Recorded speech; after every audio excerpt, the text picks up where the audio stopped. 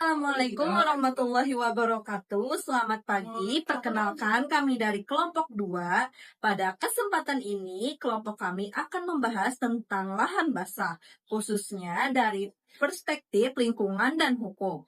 Mengapa penting? Karena lahan basah tidak hanya menjadi bagian penting dari ekosistem, tetapi juga sering menimbulkan persoalan hukum akibat berbagai kepentingan, baik ekonomi, sosial, maupun politik.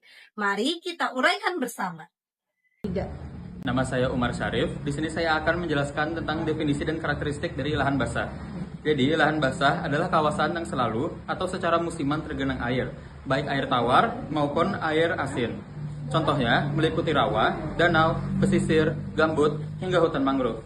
Karakteristik utama lahan basah adalah tanahnya yang jenuh air, serta memiliki vegetasi khas serta mendukung keanekaragaman hayati yang tinggi. Karena itu, lahan basah sering disebut sebagai ekosistem peralihan antara darat dan perairan. Kenalkan, nama saya Udin Nadi. Di sini saya menjelaskan tentang fungsi ekologis.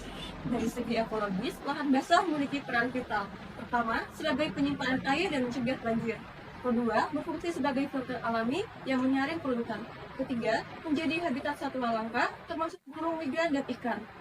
Hal penting, lahan basah berfungsi sebagai penyerap karbon yang besar sehingga mengurangi dampak perubahan iklim. Hilangnya lahan basah berarti hilangnya perlindungan alami bagi manusia.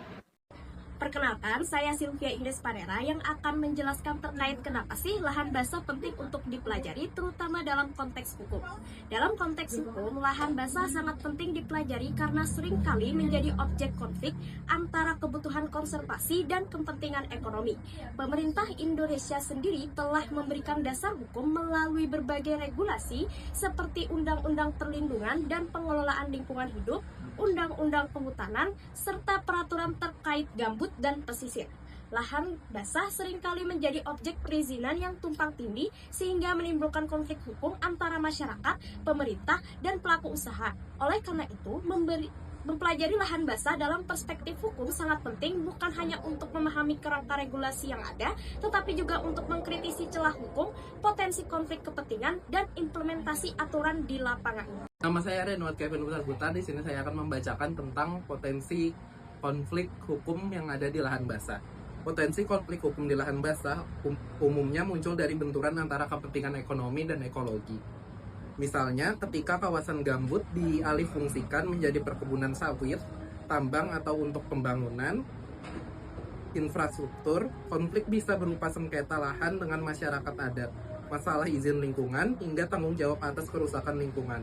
Di sisi lain, lemahnya penegakan hukum sering memperparah konflik ini. Nama saya Nazwa Amalia dengan NIM 23102113200019. Saya akan menjelaskan tentang contoh kasus dan dampak lahan basah dari perspektif lingkungan dan hukum. Sebagai contoh nyata, kebakaran hutan dan lahan gambut di Sumatera dan Kalimantan setiap tahun menimbulkan kerugian besar. Dari sisi hukum, kasus ini menunjukkan adanya kelemahan pengawasan, lemahnya sanksi terhadap perusahaan, serta tumpang tindih perizinan. Dampaknya tidak hanya bagi lingkungan, tetapi juga kesehatan masyarakat, hubungan antar wilayah, bahkan sampai ke ranah internasional dikarenakan kabut asap lintas batas negara. Perkenalkan, nama saya Nur Devina Alia dengan NIM 231021120089. Kali ini saya ingin membacakan kesimpulan dari hasil diskusi kelompok kami.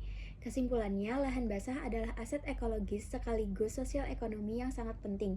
Namun, dalam praktiknya, pengelolaan lahan basah sering menimbulkan persoalan hukum karena adanya konflik berkepentingan. Oleh karena itu, dibutuhkan regulasi yang jelas, pengawasan yang ketat, serta penegakan hukum yang tegas agar berkelanjutan lahan basah tetap terjaga. Mari kita jadikan lahan basah bukan sumber konflik, tetapi sumber kesejahteraan. Sekian yang dapat kami sampaikan. Atas kekurangan mohon dimaafkan dan perhatiannya kami ucapkan terima kasih. Wassalamualaikum warahmatullahi wabarakatuh.